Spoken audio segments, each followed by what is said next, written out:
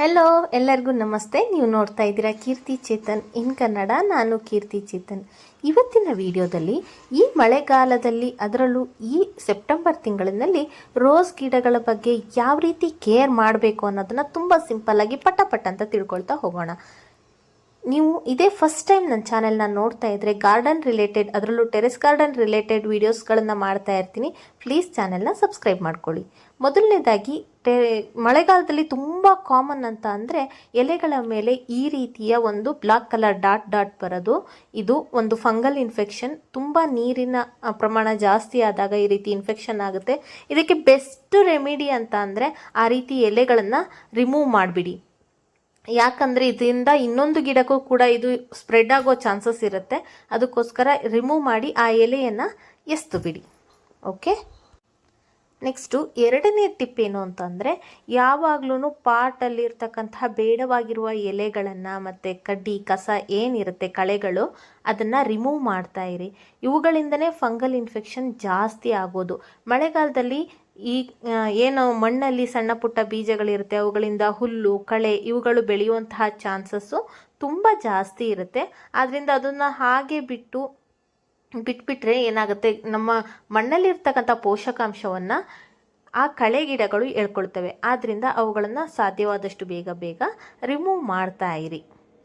ಒಳ್ಳೆ ಹೂವಾಗಬೇಕು, ದೊಡ್ಡ ಸೈಜಲ್ಲಿ ಬರ್ತಾ ಇರಬೇಕು ಅಂತ ಅಂದರೆ ಮೊದಲು ರೆಗ್ಯುಲರ್ ಆಗಿ ಕಾಂಪೋಸ್ಟ್ ಕೊಡಬೇಕು. ರೆಗ್ಯುಲರ್ ಆಗಿ ಕಾಂಪೋಸ್ಟ್ ಕೊಡೋದಕ್ಕಿಂತ ಮುಂಚೆ ಯಾವಾಗಲೂ ಮಣ್ಣನ್ನು ಹೀಗೆ ಸಡಿಲ ಮಾಡ್ತಾ ಇರಿ.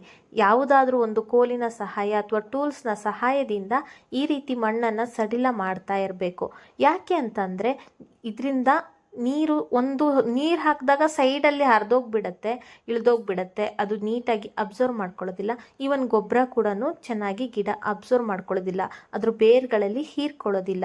ಅದಕ್ಕೋಸ್ಕರ ಫಸ್ಟು ಈ ರೀತಿಯಾಗಿ ಗಾಳಿ ಆಡುವಂತೆ ಮಣ್ಣನ್ನು ಫ್ರೀ ಮಾಡ್ಕೊಳ್ಳಿ. ಮಳೆ ನೀರು ಬಿದ್ದು ಮೇಲ್ಗಡೆ ಮಣ್ಣು ಒಂಥರ ಗಟ್ಟಿ ಆಗಿಬಿಟ್ಟಿರುತ್ತೆ. ಅಟ್ಲೀಸ್ಟ್ 15 ಡೇಸ್, 1 ಮಂತ್ ಒನ್ಸಾದ್ರೂ ಈ ರೀತಿ ಮಣ್ಣನ್ನು ಫ್ರೀ ಮಾಡಿ. ಇದರಿಂದ ಗಿಡದ ಗ್ರೋತ್ ಚೆನ್ನಾಗಾಗುತ್ತೆ, ದೊಡ್ಡದಾಗಿ ಹೂಗಳು ಬರುತ್ತೆ. ನೀವು ಹಾಕಿರ್ತಕ್ಕಂಥ ನೀರು ಗೊಬ್ಬರವನ್ನು ಆ ಗಿಡ ಚೆನ್ನಾಗಿ ಅಬ್ಸರ್ವ್ ಮಾಡ್ಕೊಳ್ಳುತ್ತೆ. ಸೊ ಇದೊಂದು ಸಣ್ಣ ಕೆಲಸ ನಿಮ್ಮ ಗಿಡದ ಟೋಟಲ್ ಬೆಳವಣಿಗೆಗೆ ತುಂಬ ಸಹಕಾರಿಯಾಗುತ್ತೆ. ಎಷ್ಟೊಂದು ಸರ್ತಿ ನಾವು ಗೊಬ್ಬರಗಳನ್ನು ಕೊಟ್ಟರೂ ಸಹ ಗಿಡದಲ್ಲಿ ಹೊಸ ಚಿಗುರುಗಳು ಬರ್ತಾ ಇರೋದಿಲ್ಲ, ಅದು ಚೆನ್ನಾಗಿ ಗ್ರೋತ್ ತಗೊಳ್ತಾ ಇರೋದಿಲ್ಲ. ಆಗ ಈ ರೀತಿ ಒಂದು ಸರ್ತಿ ಮಾಡಿ ನೋಡಿ. ಬುಡದಲ್ಲಿರ್ತಕ್ಕಂತಹ ಮಣ್ಣನ್ನು ಯಾವಾಗಲೂ ಸ್ವಲ್ಪ ಫ್ರೀಯಾಗಿಟ್ಟಿರಿ. ಮಳೆ ನೀರು ಬಿದ್ದು ಏನಾದೊಂಥರ ಗಟ್ಟಿ ಬಿಗುತ್ಕೊಂಡಿರುತ್ತೆ, ಬೇರಿಗೆ ಸರಿಯಾಗಿ ಗಾಳಿ ಸಹ ಆಡ್ತಾ ಇರೋದಿಲ್ಲ. ಆದ್ದರಿಂದ ಸಾಧ್ಯವಾದಷ್ಟು ಇದೊಂದು ಕೆಲಸವನ್ನು ಮಿಸ್ ಮಾಡ್ದೇನೆ ಮಾಡ್ತಾ ಇರಿ. 80% ಜನ ಚಾನೆಲ್ನ ಸಬ್ಸ್ಕ್ರೈಬ್ ಮಾಡ್ಕೊಳ್ದೇನೆ ನೋಡ್ತಾ ಇರ್ತೀರ. ಸಬ್ಸ್ಕ್ರೈಬ್ ಮಾಡ್ಕೊಂಡು ನೋಡಿ, ಇದರಿಂದ ಕಳ್ಕೊಳ್ಳೋದೇನೂ ಇಲ್ಲ. ಆದರೆ ಗಾರ್ಡನ್ಗೆ ಸಂಬಂಧಪಟ್ಟ ಹಾಗೆ ನಾನು ಮಾಡುವಂತಹ ಎಷ್ಟೋ ವಿಡಿಯೋಗಳ ನೋಟಿಫಿಕೇಷನ್ ನಿಮಗೆ ಬರುತ್ತೆ. ಇದರಿಂದ ನಿಮಗೆ ಎಷ್ಟೋ ಗಾರ್ಡನ್ ಇನ್ಫಾರ್ಮೇಷನ್ಗಳು ತಲುಪುತ್ತೆ ಅಲ್ವಾ. ವಿಡಿಯೋ ಇನ್ಫಾರ್ಮೇಟಿವ್ ಅಂತ ಅನಿಸಿದ್ರೆ ನಿಮ್ಮಲ್ಲಿ ಗಾರ್ಡನ್ನ ಇಷ್ಟಪಡುವಂತಹ, ಗಿಡಗಳನ್ನು ಬೆಳೆಸೋದಕ್ಕೆ ಇಂಟ್ರೆಸ್ಟ್ ಇರುವಂಥ ನಿಮ್ಮ ಸ್ನೇಹಿತರಿಗೆ ಶೇರ್ ಮಾಡಿ. ಗುಲಾಬಿ ಗಿಡಗಳಿಗೆ ಆ್ಯಸ್ ಯೂಶುವಲ್ ಬಿಸಿಲು ತುಂಬಾ ಜಾಸ್ತಿ ಇರಬೇಕು. ಬಿಸಿಲು ಚೆನ್ನಾಗಿದ್ದಷ್ಟು ಗಿಡಗಳಿಗೆ ರೋಗಗಳು ಕಡಿಮೆ ಇರುತ್ತೆ. ಅವು ಸ್ಟ್ರಾಂಗ್ ಇದ್ದಷ್ಟು ಇನ್ಫೆಕ್ಷನ್ಗಳು ಕಡಿಮೆ ಆಗುತ್ತೆ. ಹೂಗಳು ಚೆನ್ನಾಗಿ ಬರೋದಕ್ಕೆ ಹೆಲ್ಪ್ ಆಗುತ್ತೆ. ಆದಷ್ಟು ಸಾಧ್ಯವಾದಷ್ಟು ಸಾವಯವ ಗೊಬ್ಬರವನ್ನು ಕೊಡಿ. ಆವಾಗ ಗುಲಾಬಿ ಗಿಡ ನರ್ಸರಿಯಿಂದ ತಂದಿದ್ದಾದರೆ ಅದರ ಲೈಫ್ ಸ್ಪ್ಯಾನ್ ಜಾಸ್ತಿ ಆಗುತ್ತೆ. ಕಡಿಮೆ ರಾಸಾಯನಿಕ ಗೊಬ್ಬರಗಳನ್ನು ಬಳಸಿ. DAP ಎಲ್ಲ ಜಾಸ್ತಿ ಕೊಡಬೇಡಿ. ಸ್ಟಾರ್ಟಿಂಗ್ ತುಂಬ ದೊಡ್ಡ ಹೂಗಳು ಬಿಟ್ಟರೂ ಸಹ ಕ್ರಮೇಣ ಹೂಗಳ ಸೈಜು ಕಡಿಮೆ ಆಗುತ್ತೆ, ಗಿಡದ ಗ್ರೋತ್ ಕೂಡ ಕುಂಠಿತ ಆಗುತ್ತೆ, ಮಣ್ಣಿನ ಕ್ವಾಲಿಟಿ ಕೂಡ ಕಡಿಮೆ ಆಗುತ್ತೆ. ಅದೇ ನೀವು ಸಾವಯವ ಗೊಬ್ಬರವನ್ನು ಬಳಸ್ತಾ ಇದ್ದಿದ್ದಾದರೆ ಕ್ರಮೇಣ ಮಣ್ಣಿನ ಕ್ವಾಲಿಟಿ ಇಂಪ್ರೂವ್ ಆಗ್ತಾ ಹೋಗುತ್ತೆ. ಆದ್ದರಿಂದ ಸಾಧ್ಯವಾದಷ್ಟು ಆರ್ಗ್ಯಾನಿಕ್ ಫರ್ಟಿಲೈಸರ್ಗಳಾದ ವರ್ಮಿ ಕಂಪೋಸ್ಟ್ ಇಂಥವುಗಳನ್ನು, ಕೊಟ್ಟಿಗೆ ಗೊಬ್ಬರ ಇಂಥವುಗಳನ್ನು ಕೊಡಿ. ಓಕೆ. ತುಂಬ ಇಂಪಾರ್ಟೆಂಟ್ ಟಿಪ್ ಇದು, ಮಿಸ್ ಮಾಡ್ಕೋಬೇಡಿ. ಹೂಗಳನ್ನು ಕಟ್ ಮಾಡಿಕೊಂಡ ನಂತರ ಈ ರೀತಿ ಗಿಡಗಳಲ್ಲಿ ಡ್ರೈ ಆಗ್ತಾ ಬಂದಿರತ್ತೆ. ಎಷ್ಟೊಂದು ಸರ್ತಿ ನಾವು ಇದನ್ನು ಅಬ್ಸರ್ವ್ ಮಾಡಿದ್ರು ನೋಡಿದರೂ ಕೂಡ ಅದನ್ನು ನೆಗ್ಲೆಕ್ಟ್ ಮಾಡಿಬಿಡ್ತೀವಿ. ಸಮ್ಟೈಮ್ಸ್ ಏನಾಗುತ್ತೆ, ಇದಕ್ಕೇ ಡೈಬ್ಯಾಕ್ ಡಿಸೀಸ್ ಅಟ್ಯಾಕ್ ಆಗಿ ಗಿಡ ಮೇಲಿಂದ ಒಣಗ್ತಾ ಬಂದುಬಿಟ್ಟಿರುತ್ತೆ. ಒಂದು ಪಾಯಿಂಟ್ ಆಫ್ ಟೈಮಲ್ಲಿ ನಮ್ಗೆ ಗೊತ್ತಾಗ್ಬಿಡುತ್ತೆ, ಅಯ್ಯೋ ಈ ಗಿಡ ಒಣಗ್ತಾ ಇದ್ದಿಲ್ಲ ಅಂತ.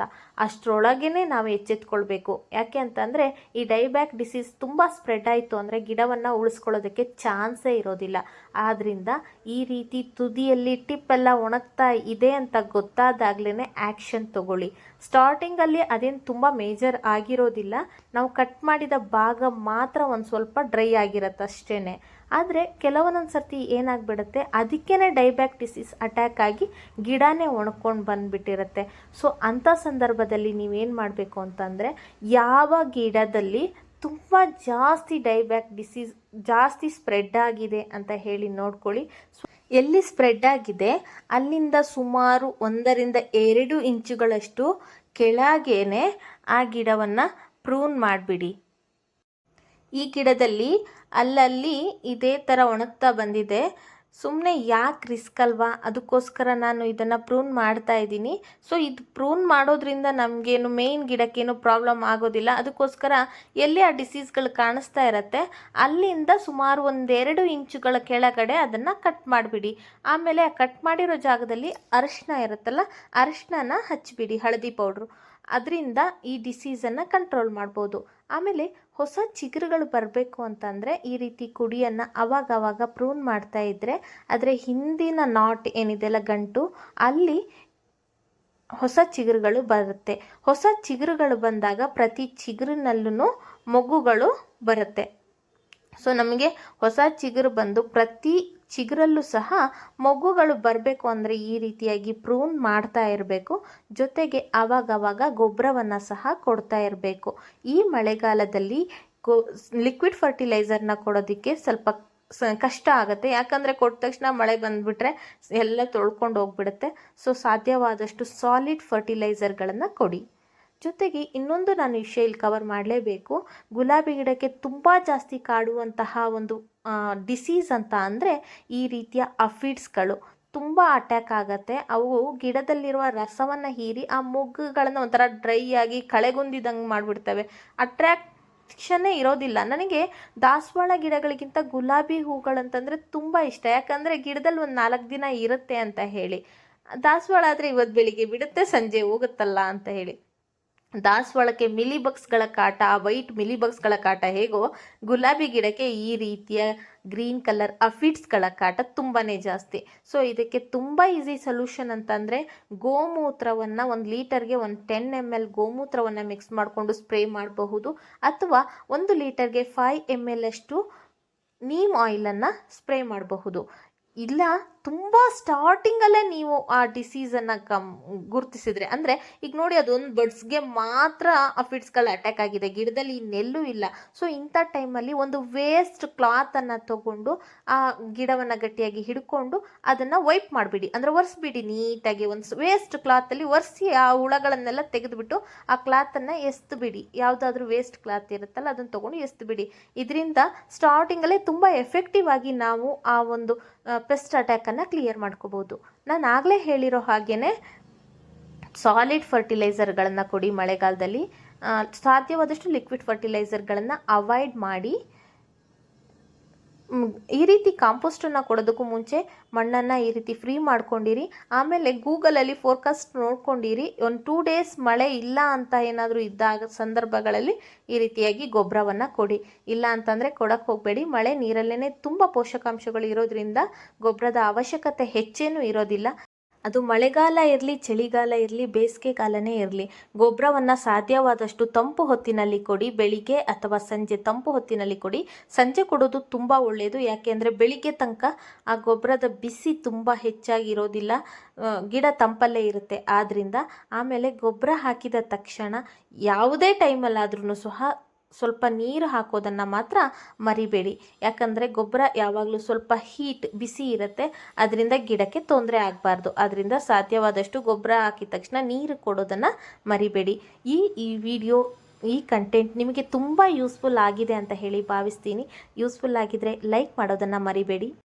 ಚಾನಲಲ್ಲಿ ಮನೆಯಲ್ಲಿ ಎಸೆಯುವಂಥ ಹಸಿ ಕಸದಿಂದ ಹೇಗೆ ಗೊಬ್ಬರವನ್ನು ತಯಾರು ಮಾಡಿ ನಮ್ಮ ಗಿಡಗಳಿಗೆ ಉಪಯೋಗಿಸ್ಕೋಬೇಕು, ಇದರಿಂದ ಝೀರೋ ಬಜೆಟಲ್ಲಿ ಯಾವ ರೀತಿಯಾಗಿ ನಮ್ಮ ಗಾರ್ಡನನ್ನು ಮೇಂಟೈನ್ ಮಾಡಬಹುದು ಅಂತ ಹೇಳಿ ತುಂಬ ವಿಡಿಯೋಗಳನ್ನು ಮಾಡಿದ್ದೀನಿ. ನನ್ನ ಚಾನಲಲ್ಲಿರುವ most of the videos garden related ಇರುತ್ತೆ. ಚಾನಲ್ನ ವಿಸಿಟ್ ಮಾಡಿ, ಇಷ್ಟ ಆದರೆ ಲೈಕ್ ಮಾಡಿ ಅಂತ ಹೇಳ್ತಾ ಈ ವಿಡಿಯೋನ ಎಂಡ್ ಮಾಡ್ತಾ ಇದ್ದೀನಿ.